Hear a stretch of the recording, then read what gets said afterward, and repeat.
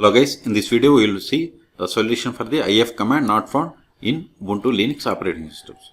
But the solution is for all Debian type operating system. When I tried to run this ifconfig, I got this error, that is command ifconfig not found. So in Ubuntu systems it is giving the solution, but for like Parrot OS, Debian or other Debian type operating systems we can't get this command. So just give the same command sudo apt install net tools, hit enter.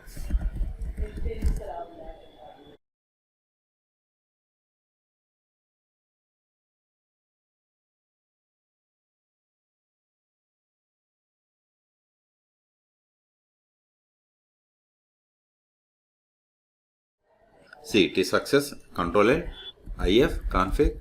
See, now we got the output for the ifconfig. Okay, but we can get the same by running IP addr or address. See, we got the same out.